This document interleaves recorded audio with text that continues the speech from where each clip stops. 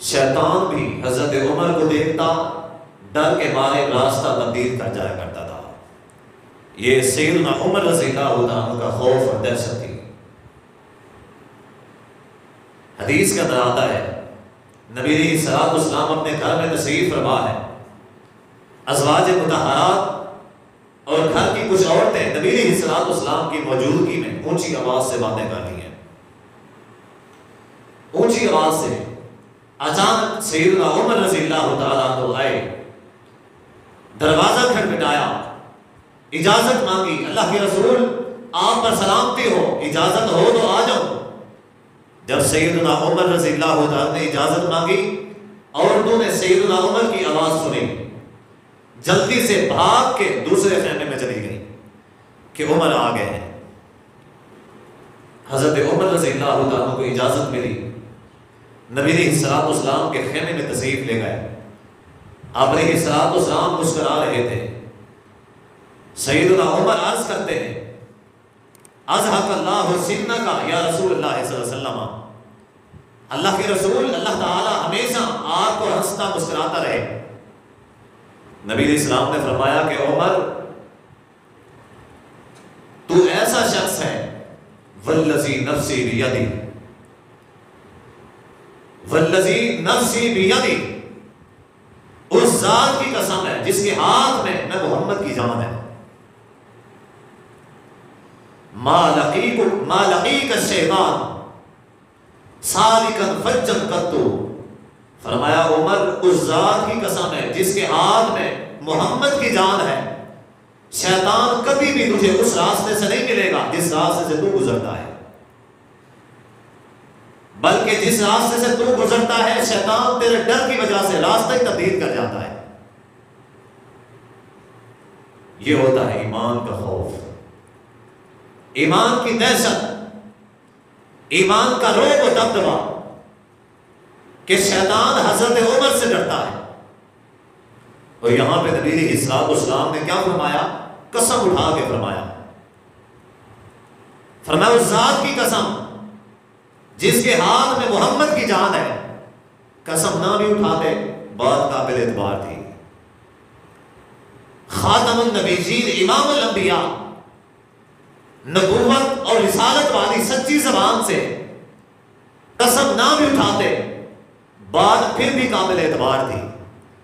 خود اندازہ کریں جب قسم اٹھا لیں بات کی اہمیت کتنا بڑھ جاتی ہے۔ اللہ اکبر۔ نبی علیہ الصلوۃ والسلام نے اپنی حیات مبارکہ میں سیدنا عمر رضی اللہ تعالیٰ عنہ کو جنت کی بشارت دی، جنت کی خوشخبری اپنی حیات مبارکہ میں حضرت عمر رضی اللہ تعالیٰ کو فرما دی۔ ابو موسیٰ اشعری رضی اللہ تعالیٰ فرماتے ہیں کہ نبی علیہ الصلوۃ والسلام کے ساتھ میں ایک باغ میں تھا، میرے اور نبی علیہ الصلوۃ والسلام کے علاوہ کوئی نہیں تھا۔ اچانک ایک شخص آیا، اس نے دروازہ کھٹکھٹایا، نبی علیہ الصلوۃ والسلام نے فرمایا کہ جا ابو موسیٰ دروازہ کھول، اور جو شخص آیا ہے فبشرہ بالجنہ، افتح لہ الباب فبشرہ بالجنہ، دروازہ کھول دے اور اس کو ساتھ میں جنت کی خوشخبری سنا دے کہ تو جنتی ہے۔ یہ خوشخبری کہاں سے تھی؟ یہ امام الانبیاء کی زبان سے تھی۔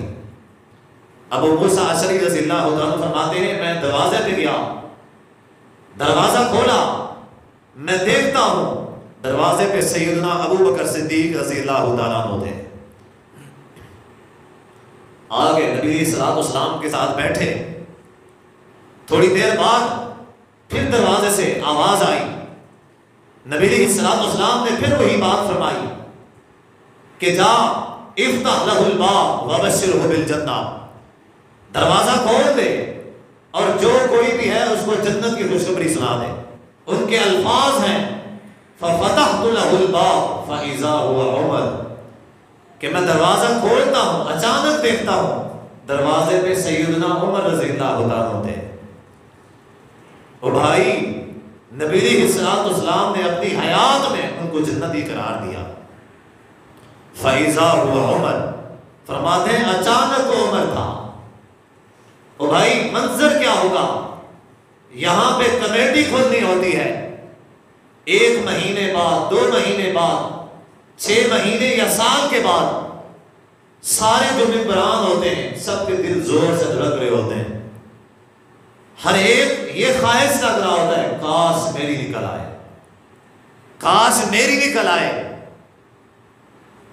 اچانک سے کسی کی نکلتی ہے اور اس کو کتنا خوش نصیب سمجھا جاتا ہے، یہاں تو جنت کی خوشخبری ہے۔ اور کس کی زبان سے ہے؟ امام الانبیاء